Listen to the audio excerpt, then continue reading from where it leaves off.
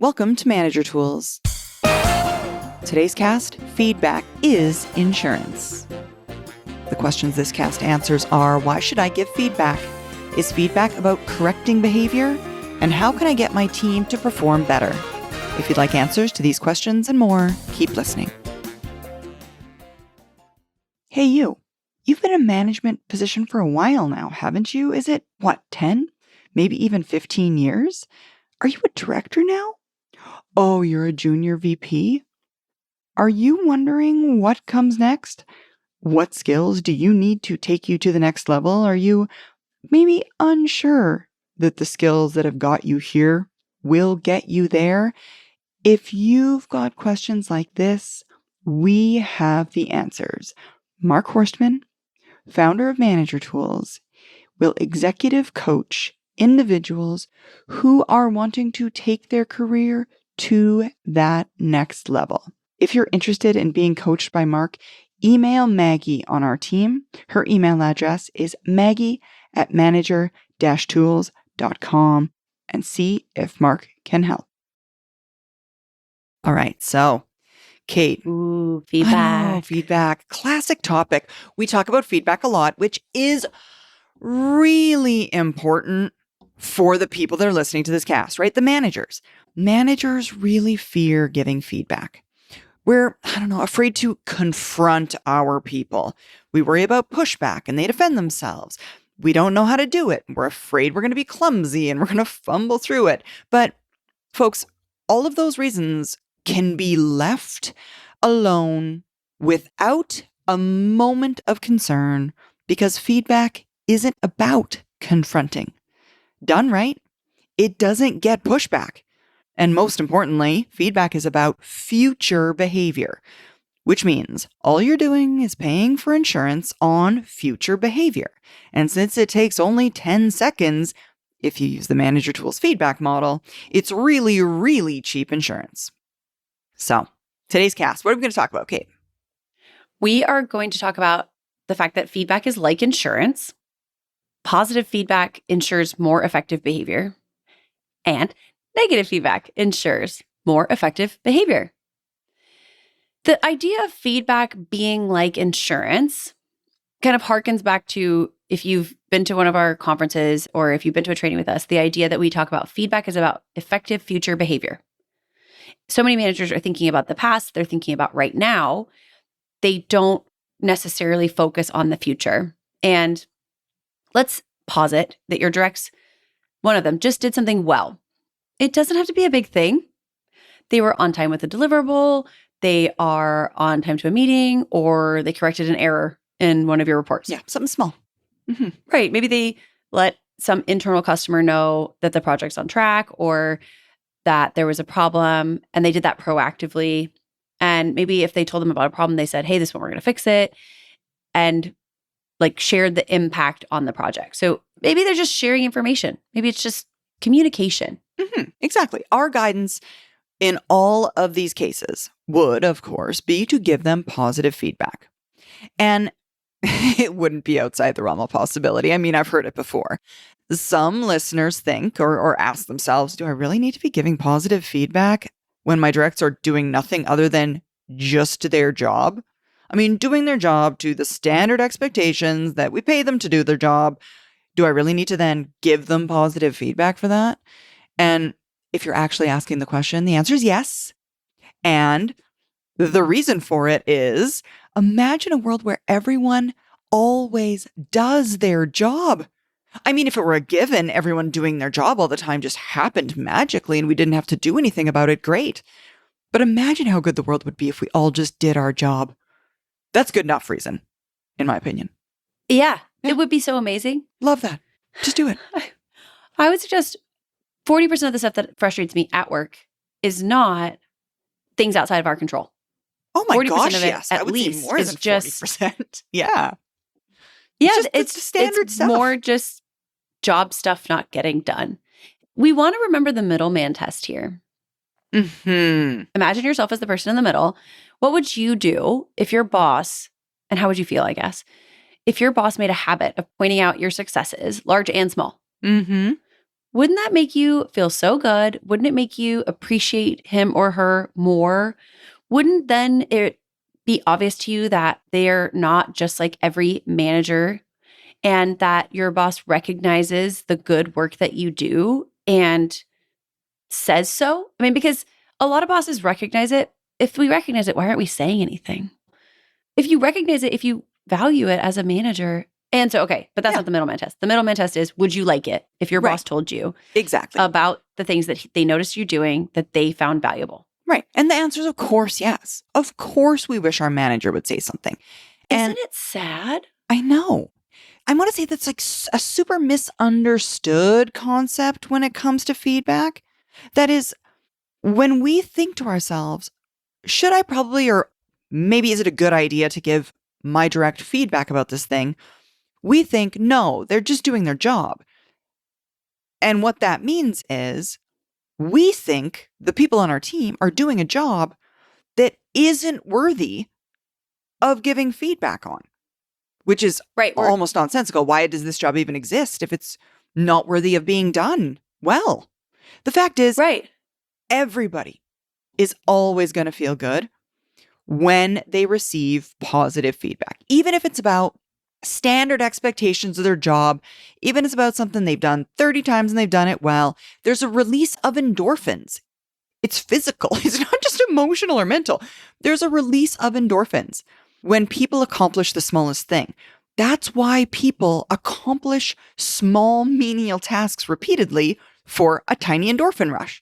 Think getting through all your email or doing other tiny jobs, things that give you that feeling of satisfaction in the moment, right? That feeling of satisfaction, no matter how small it is something people crave. And we as managers have the ability to then give more of to our directs. Right. They feel good. I think of it a little differently. Like they feel good when they do those tasks, and we can increase that feeling. Right? Yeah, exactly. And because some people listening probably are thinking, I don't need a ton of positive input. However, your body is creating positive input. And we're only suggesting that your manager, if we're doing the middleman test thing again, should also be creating some positive input. It doesn't have to be effusive. It doesn't have to be over the top. And some people would say, okay, you don't know how I feel. Actually, what I feel is relief when I finish something because now I'm not in trouble. Yeah. And hey, guess what? That's because, unfortunately, sadly, to my great dismay, we as managers have created a world where only mistakes get noticed. Yeah. That relief is actually the absence of punishment. Yeah. And isn't that terrible that doing good doesn't get rewarded from so many managers, that it's the fear of making mistakes that causes us to do our simplest tasks as opposed to the idea of recognition? It's honestly soul-crushingly sad to me. You know what else? And this is probably the thing that people haven't like followed this thought train to the next stop, which is this is why negative performance communication gets pushed back. Because our directs don't feel that all the things that they have done have been recognized as good. And because we haven't mentioned anything or said anything, they feel justifiably that it's unfair that only the negatives of their work are discussed. Because we have given them no indication that we value the positive things that they do day in, day out, all the time, why wouldn't they feel that it's not okay because to get negative communication, negative performance communication? It's logical. It's They're protecting totally themselves. logical. It's totally logical. So let's talk more about a less positive situation. So say your direct just made a mistake, right? They're late with a deliverable, something small. They missed a quality check and they're rushed to meet a deadline. They're late to a meeting. I don't know, they fail to notify an internal customer of a problem and a colleague calls you asking why. They have to find out from somebody else because they weren't told. Right? Mistakes happen. They happen. And obviously, as managers, we want a behavioral change. If you do nothing, will it change? Maybe it will. Maybe it won't. Mm-hmm. And back to the middleman test. Right. If you knew your boss knew you made a mistake, would it be better or worse if they didn't say anything at all.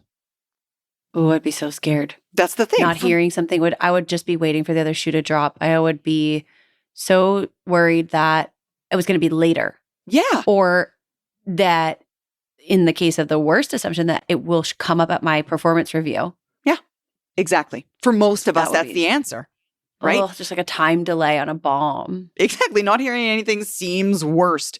We assume the worst, which we do every time because that's human nature. We're so used to receiving those negatives. We always assume it's going to be negative. We're looking for negatives where they don't exist. We assume it's going to be mentioned at the year-end review. Or, what about this one?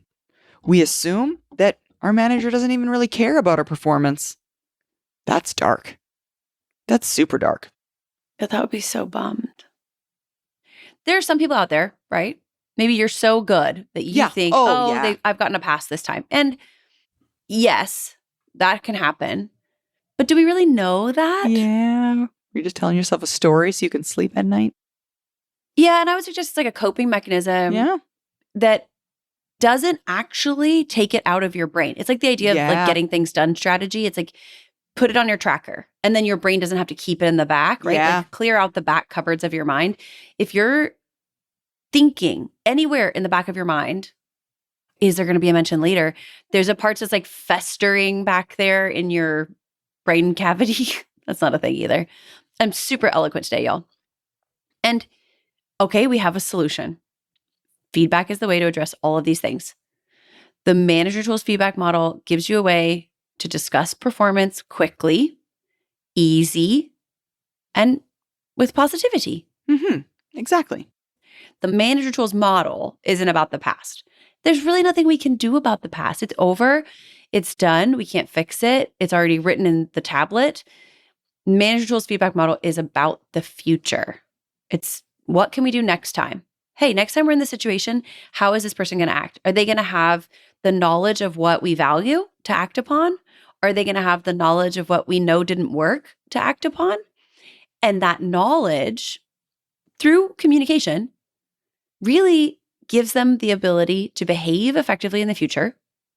And in that way, we're just building up insurance for how they'll behave next time. Exactly. That's why it's like insurance. It's like insurance because we're spending time now to ensure more effective behaviors occur the next time they're in that situation in the future. And it's insurance for your relationship as well. The more positive feedback we give, the more we allow for ourselves to deliver negative feedback without also us in turn receiving pushback from those negatives. Directs don't push back nearly as much with bosses who notice both positive and negative behaviors. Yeah. Another thing about this being insurance is if you're going to talk about the stuff that happens, especially sometimes negative things, and we don't like to focus on negative because feedback is about performance communication and performance is inherently a combination of positive and negative. If negative things happen and you don't mention them, you don't communicate about them, there's a pretty solid chance that you're poisoning that relationship slowly by internalizing those things and not communicating them. And I'm sure y'all can imagine a relationship where, and maybe it's not just a work relationship, maybe it's a different one where people have done things that you didn't love and you didn't say anything. Yeah. And it tends to kind of like poison that well. Mm-hmm. And so we are also, shoring up our relationships and the strength of our relationships. Also, this is like insurance because it's cheap. Yeah, exactly. It's like 10 it only seconds. takes 10 seconds. Mm-hmm. Yeah. So consider that against the cost of continuing failure to perform. Yeah. If you potentially have to coach someone or put them on a performance improvement plan, the time it takes to put them through late stage coaching, which leads to potential termination, is astronomically bigger than the 10 seconds it takes to deliver the feedback. What if they get terminated? Think of the time you have to spend with HR in those cases. All the meetings, all the uncomfortable situations with your direct and others, not to mention the ultimate outcome of that person loses their job. Let's say this is all with your own selfish thoughts in mind. It's a whole big old problem for you. It's Yeah. a lot more energy. Not to mention the fact that what if we do let that person go? And now we have to replace them. There's the cost of time and energy. There's recruitment and interviewing and hiring.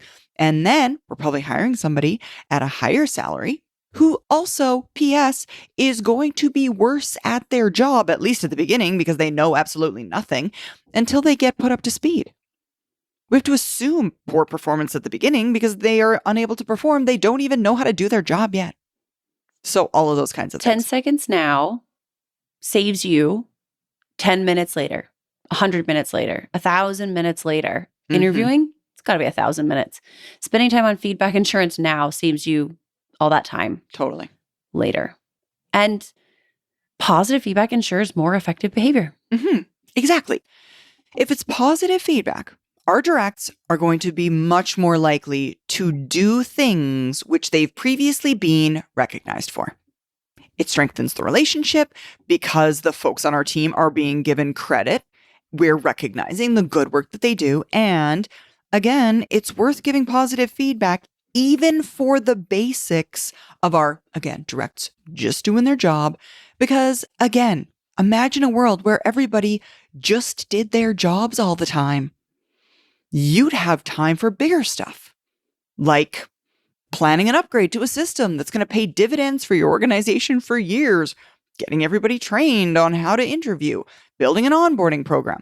If people just did their jobs, you'd be able to identify new sources for hiring based on moves the company's going to make in the next few years, instead of leaving it up to HR because they don't really know the details about your work anyway. And you wish you had time, but you don't have time because you're so busy following people around, making sure that they do the things that you've asked them to do.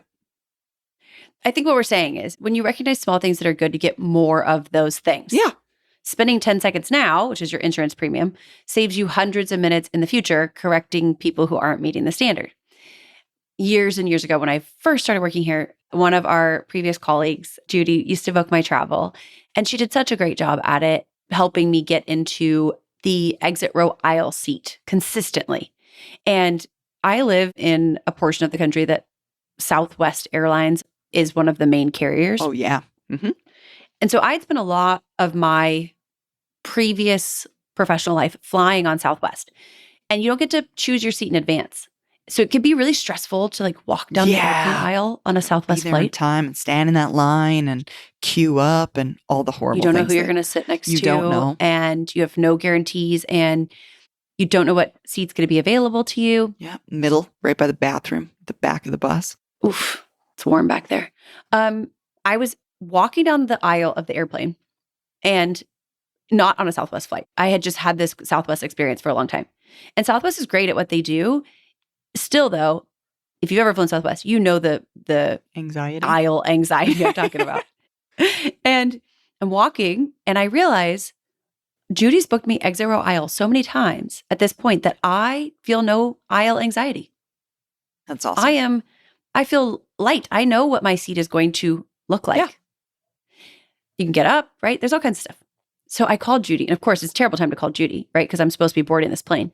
So she says, "What's wrong?" Oh my gosh, are you okay? She's panicking. And I said, "Nothing is wrong. I just want to tell you." And this doesn't meet the model, guys, because you were peers. you didn't work. Yeah. Yes. I was just imparting information to Judy. I said, when you book me consistently exit row aisle, here's what happens. I feel no anxiety boarding this plane. And I just want to thank you for that. That's it. Okay, this phone call was max 30 seconds because I had to put my bags up and everything. Yeah. And I really didn't think anything of it. I just wanted to say thank you. 6 months later, maybe like that's about the right time frame. She calls me and she says, "I'm so sorry." And I said, "What's wrong?" And she says, "They've upgraded you to first, but you're on the window. Do you want me to move you back to exit row aisle?" That's how powerful my 30-second positive input phone call was. And to be clear, I don't want to be moved back. I didn't. In first, they give you food. Like there's more food. See, I would have moved back. Really? Yeah, totally. I used to get her to move me back all the time. Really? Yeah. Oh my gosh. Yeah, I'd rather be on the aisle at the back. Okay. I know. Yeah, no, I used to get her to move me out of the window in first into the back all the time because of that. Oh I my know. Isn't that gosh. weird? People have like their own like little specific quirks. Yeah, no, because I like to stand up on flights. I like food. Oh, I'd And rather I stand. mean, there's other perks. So, Yeah. yeah. Okay. Well, so I really didn't want her to move me. But Yeah. again, that 30 seconds now, that insurance premium, Mhm. it's about the future. It's about what happens in the future. And it's about getting the right airplane seat in the future. Yeah, exactly. It's helping your team do more of their work well. And as that Yeah. happens, the culture becomes one of meeting higher and higher standards. Mhm.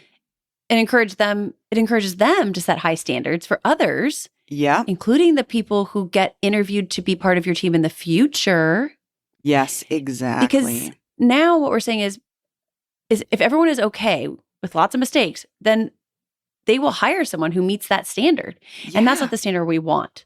When instead your team is proud of meeting standards because of the Mhm. feedback and this insurance premium payment that you've made, then they enforce it with their colleagues and expect it of applicants Yeah. because of their experience. They ask it of the people around them. Yeah. By osmosis, the people on your team become better at hiring because A's hire A's. That's why. Mhm. People aren't going to be interviewing and hiring for somebody that they don't think will work as hard as they do. That's why. Why would you want to hire? No, yeah. Yeah, no. exactly. This year's M Conference has the experts talking about all kinds of things. Sign up at manager-tools.com/conferences. Charco Patterson will talk to us about AI because who isn't talking about AI? And Manager Tools might have some of its own AI to unveil at the event. David Cohen, General Counsel, will help us learn from our mistakes. Amy Kaufman, the COO of DRB Capital, is going to talk about strategic optics. We're going to learn about developing your people and creating cultures. Ben Haas of LeGrand will teach us how to teach. Mark Thomas, the CTO of MRO Healthcare, will be talking about culture from a tech perspective. And Justin Libby of Nywick will show us his development playbook. If you're thinking about building organizations and ones that can withstand the changes in markets, Ben Thacker, a VP of Southwest Research Institute, will teach us how to expand initiatives across organizations. Brian Pasbrick, the president of Show Me Ethanol, and Ed Souza, formerly of BASF, will talk about businesses that last, some for 100 years. Come to the M Conference and learn about what's happening next in management and how you can meet the challenges for your business and the challenges of being an executive. Let's take us then to negative. Negative feedback also ensures more effective behavior. Different behavior, same outcome. Negative feedback insurance payments give us similar benefits in the future. By politely, quickly, and again, affordably mentioning somebody's mistake and forgiving them for it, we ask for more effective behavior in the future. And our data shows that 91% of the time, it takes only one instance of negative feedback to change someone's behavior. Yeah, why would you wait for more similar mistakes before having like a conversation that's fraught with much more tension about right? like what has now become an issue, air quotes, issue. It's really the opposite of insurance. That's just waiting for there to be like a small fire in your kitchen. Also, those conversations are kind of agonizing. You have to prepare. You dread them.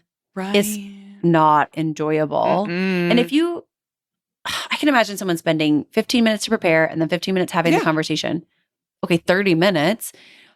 That's the equivalent of 180 feedback insurance payments at 10 seconds each. Exactly. Gross. Gross. I don't like it. Gross. Yeah. And I would also argue, based on your previous Kate, the mental energy that exists even when you're not in active preparation or in active completion of that conversation is such that it's weighing on you and it's taking up mental cycles that go over and above that amount of time. Yeah. And all the managers we know are complaining about not having enough time. Exactly. That's the thing. Why would you spend all that why would you spend 30 minutes if you don't have a ton of time? Mm-hmm. Why wouldn't you just like pay upfront 10-second little increments and then not have to do this 30-minute conversation? Right. Exactly. And I mean, I know plenty of managers who think, well, the direct should know better. And therefore, the direct should self-correct because they know it was a mistake and therefore they should fix it themselves. And of course they should. But essentially we've been saying since the beginning of manager tools almost 20 years ago now, should isn't a really good word in management. That is, if wishes were horses, beggars would ride.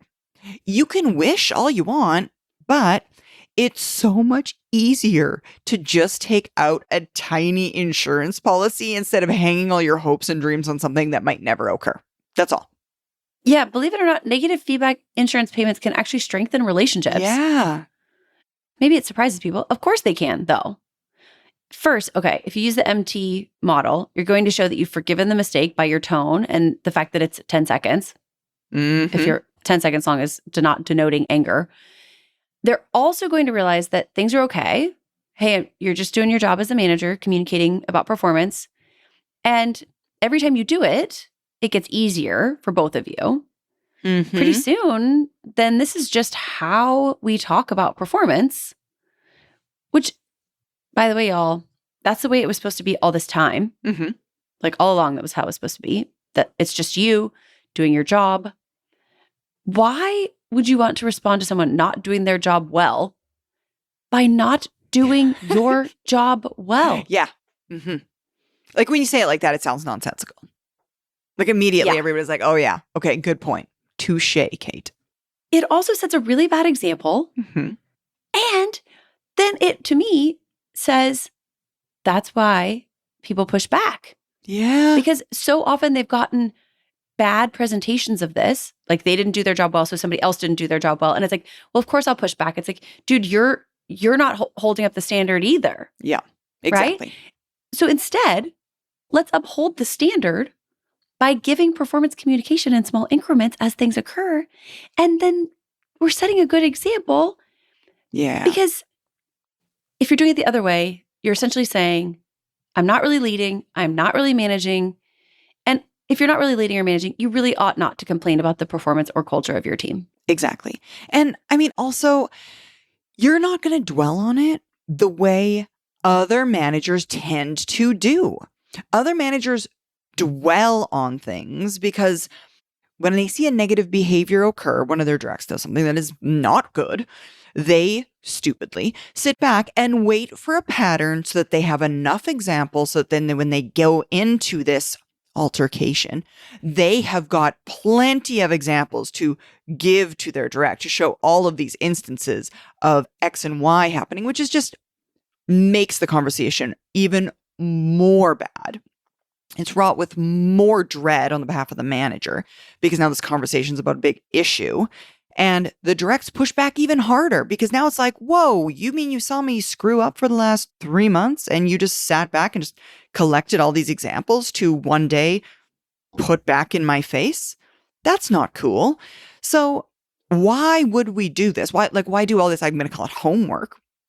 Awful negative homework. But why would we do all this homework? Right. When you can pay a dirt cheap premium? You can show that you care about the work and about the person that you're managing. And those dreaded conversations because you waited, which always end up feeling bad. It's like throwing the baby out with the bathwater. You're further damaging your relationship by having those type of relationships versus simple negative feedback conversations. Not paying these premiums, it dooms you to bigger payments later. Yeah. And if Basically those payments come guarantees it. right. And you know what? Those payments are going to come due during a crunch time. Mm-hmm. So you're going to lose focus on this major project, delay the project, miss your deadlines, all while in the next few weeks in your mind thinking, shoot, I've got to talk to Roberto about this problem. That takes time, doesn't solve anything. Y'all, we're giving you the answer and you can start it right now. Exactly. Because negative feedback, it also strengthens your relationships. And it's essentially, Sarah, you mentioned this. You're essentially setting a standard of doing your job. And that makes it harder for other people not to do their job. Mm-hmm. Exactly. Performance becoming more a part of your culture can be brought about if you're behaving in a way that supports performance as part of the culture. Exactly. And we can't forget the instance of maybe you can't fix things. I mean, more specifically, paying the negative feedback insurance premium strengthens your relationship, even with someone you might ultimately have to let go. The reason that so many directs are so angry when they're put onto a performance improvement plan or get involved in a late stage coaching engagement is really because the manager hasn't paid any negative feedback insurance premiums. And therefore, they're caught off guard. They had no idea this was coming. This is perfectly out of left field. They thought they were doing a great job.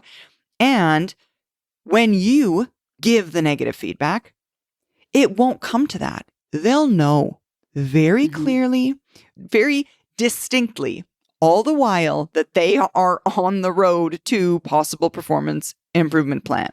And I mean, you can't save everybody. You may not be able to save them. But when you can't, they'll know it's not because you weren't doing your job as their manager. When the disaster of termination or failure to get promoted comes, you'll have paid up on your insurance premiums and things are going to go so much more smoothly than if you'd ignored the problem all the while and just hadn't talked about it or had the occasional blow up about it. And this normal insurance will cause ease of conversations. Not going to lie to you.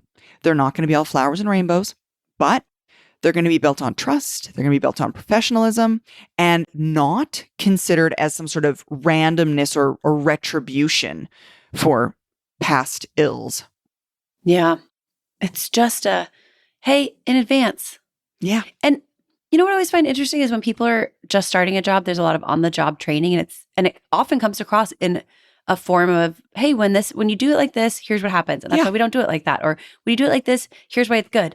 And we do all that at the beginning. Yeah. And that's the thing about when people say, well, I'm going to wait till there's a pattern. It's like, hey, when they first start, would you let a pattern form? Yeah, you wouldn't. Yeah. And so you just, what you say is, what you think to yourself is, imagine that everybody's always trying to get better at their job. Now, some people are getting better because they don't know anything about it at the very beginning. Some people are just getting better because there's always room for improvement as you do your job for a while. You learn more about it. Yep. All we're doing is providing the information a person would need to be helpful, to be useful, to be productive, to meet our metrics. Giving feedback using the Manager Tools feedback model is performance insurance. Yeah. It's cheap because it's fast. And it pays off when you need it to in better performance. Without it, you're kind of fully exposed to all the performance disasters that may occur. So we want to suggest that you pay a little now so that you don't have to pay a whole lot more later. Yeah, exactly. All right. Thanks, y'all. Thanks, everyone. That's all for this week, folks. Join us again next week for a new topic. Bye, Sarah. Bye, Kate.